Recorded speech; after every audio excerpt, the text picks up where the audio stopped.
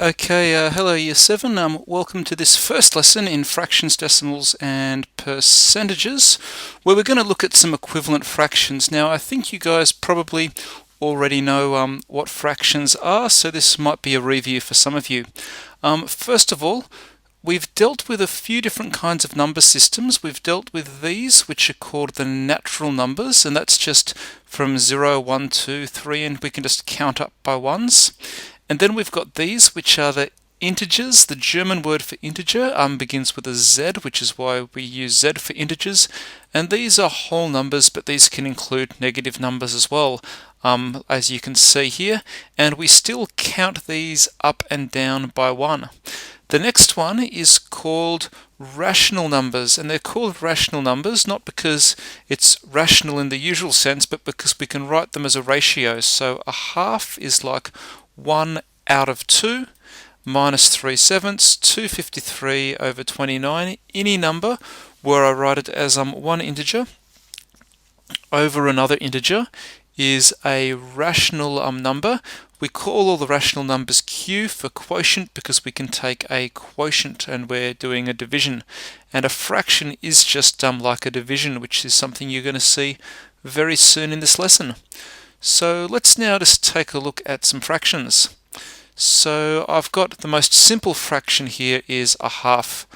I have a circle, I draw a line down the middle, and I have 1 out of 2 shaded. 1 out of 2, 1 out of 2, or as we know it, a half.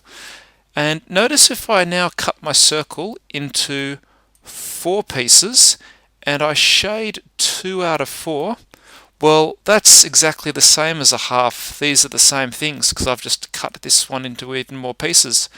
I'm going to cut even more now. I'm going to cut it into 8 pieces, and you can see this 1/2, if I was to cut it into 8 pieces like this, would be 4 out of 8. So looking at these diagrams, 1/2, 2 out of 4, or 2/4, or 4/8 are all the same number. It's all half a circle.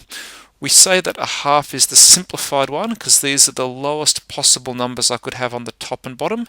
If you ever get a prime number on the top or on the bottom, you can't make it any lower because prime numbers don't have any other factors. But these are all the same. Okay, so let's now do a question with this. I'm going to ask you to simplify 6 out of 21. And by that, I mean I want you to write another fraction, which is the same as 6 out of 21, but I want numbers smaller than 6 out of 21. So pause the video and please do have a go at that. Okay, so I assume you've done it, and let's take a look at the answer. So did you get 2 out of 7? Let's take a look.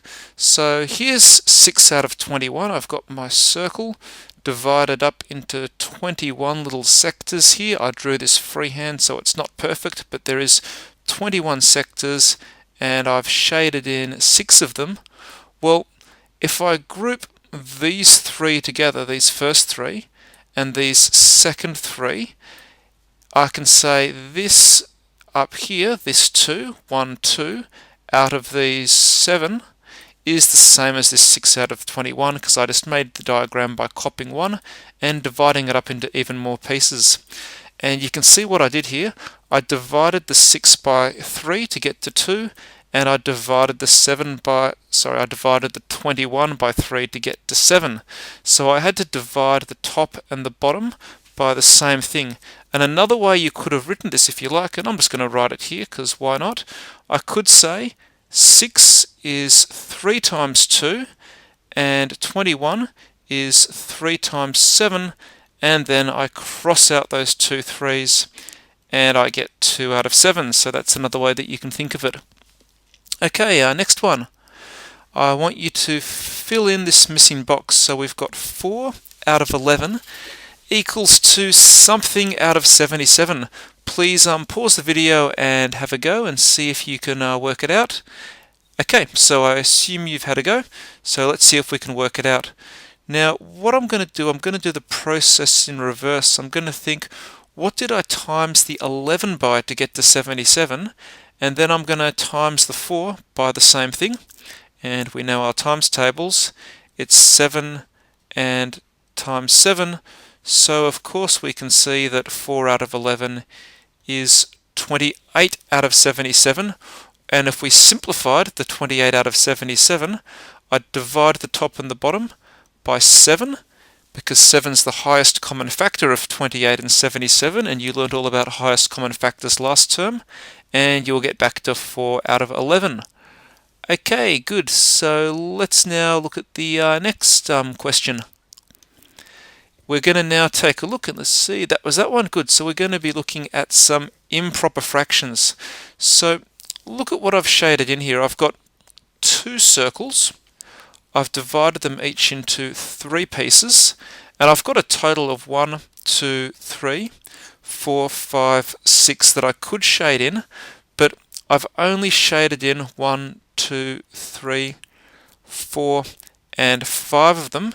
So I say I've got 1 here, this is one whole circle, and 2/3. So I write this number as 1 over 2/3.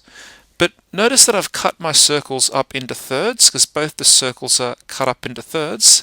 And I wonder, well, how many thirds do I actually have? 1, 2, 3, 4, 5. Oh, so I've got 5/3. So an improper fraction is when I have a number that's bigger on the top than the one on the bottom. The numerator is bigger than the denominator. And just a little bit of trivia, I told you the top was called the numerator, and I think you probably already know that. And you also know that the bottom is called the denominator. But do you know what the little line in the middle is called? It's called the vinculum, which is a word from Latin, and I think it's possibly got something to do with the linking or a chain or something like that, if you look up the origins of the word. But yeah, I'll let you ask your Latin teachers about that. Okay, so let's now move on. And before we move on, we can also see 3 out of 3, because I've got 1, 2, 3 out of 3 is another way of writing 1, because I've shaded the whole thing in. So if ever I have the same number on the top and the bottom, it's just 1, and there's 3 out of 3, and there's 2 out of 3. Okay, let's try a question. What is 18 out of 5 as a mixed numeral? So you've got it here as a fraction, as an improper fraction, and we want to put it back to a mixed numeral. So what's that going to be? I'll let you pause the video and see if you can work it out. Okay, I hope you've had a go. So let's take a look. And what I'm going to do is I divide 5 into 18, and I get 3 remainder 3. So I can get 3 whole lots of 5 into 18 with 3 left over, or 3/5. And it's 3 3/5. If you want to see it visually down here, because I've got a 5 on the bottom, I'm dividing all my circles up into 5s. So each of these circles is 5 pieces, 1, 2, 3, 4, 5, and so on and so on. And when I draw all of these on here, I label in 18 of them. I've got 3 whole circles filled in, and only 3/5 of the 4th circle. So you can see 1, 2, 3, and only 3/5 when I count these little fifths which I've got inside the circles up to 18. Okay, next question.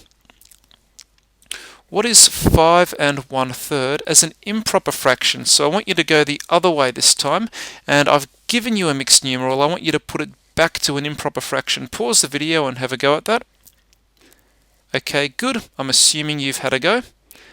So I'm hoping you got 16 over 3, and there's a few ways we can think about it. The first way is we go, well, I've got 5 1/3, so I want to split everything up into thirds. So I draw 1, 2, 3, 4, 5 circles, and 6 circles, because I'm going to need more than 5, and I'm going to divide them all up into thirds. So see, I've divided all of these circles up into thirds. So now the circles have been divided up into thirds. I'm going to shade in 1 circle, 2 circles, 3 circles, 4 circles, 5 circles, and a third of a circle. And then of course I've got 1, 2, 3, 4, 5, and a third. And then I just count these thirds, 1, 2, 3, and so on when I put these little numbers here, and I can see 5 and a third actually has 16 of these thirds in it, so it's 16 thirds, because each little green bit I've shaded in's a third, and I've shaded in 16 thirds, or 5 whole circles, and 1/3 of a circle. Obviously, you don't have to do this every single time. You can say, I know 5 is 15 over 3. I just need a number that's the same as 5 with a 3 on the bottom, and I know that's 15 over 3 is 5, plus the extra little third is 16 over 3. Or the even faster way, I go 5 times 3 plus 1 over 3 is 16 over 3. So if I wanted to do it this way here, I'd go 5 times 3 is 15, so this times them together, and then I plus this on, and I get 15 plus 1 is 16, and I put it all over 3, and you can see that's the reason there with the nice little diagram. Okay, next question. It's an algebra question, and we've got 2xy over 7x squared z equals to some unknown over 21 x squared y squared z squared. Okay, so pause the video and see if you can have a go at that. And we're not actually simplifying the fraction, we're making the top bigger, but I want to see if you can fill in this little box here. So have a go. Okay, good. I assume you have done. So I got, when I did it, 6x y cubed z, but you know what? Let's just check if I'm right. So what I'm going to be doing is I'm going to be going to get from the 7 to the 21, what did I times by? Times by 3. So I've got to do the same thing to go from the 2 to the 6, and I did that right. To go from x squared to x squared, I times by 1, I didn't have to change it. And you can see there the x is there, the x is there, I didn't change it. I didn't have any y squareds here, so I times this whole thing by y squared. I'm making a big mess now, but I had to times the whole bottom by y squared, because to get this y squared, I didn't have any y squared, and I've covered up my squared there. So I had to times the top by y squared as well, times y squared, and that's why I've got y cubed. You of course know that the y squared times y is y cubed. You've done your indices work. And finally, I went from z to z squared, so I went z times what is z squared? I times the bottom by z, so I also had to times the top by z, and that's why I get my answer here. Okay guys, so the work I want you to do is, if you go and have a look in the Classery, if you go to the Year 7 textbooks folder, but there's actually, the book I want you to use is Year 8 Cambridge, because I think you may find the Year 7 book just a little bit too easy for you. So I want you to do all the questions from Year 8 Cambridge. And also, if you're watching this and you have not yet done the CAT competition, the CAT competition does in fact close at, I think it was 7 p.m. the 30th of April 2020, if anyone's watching this in the future. So please make sure that you log on and do the CAT competition. Before that, your teacher should have given you a username and password. Okay guys, thank you very much, and I will see you in the next video.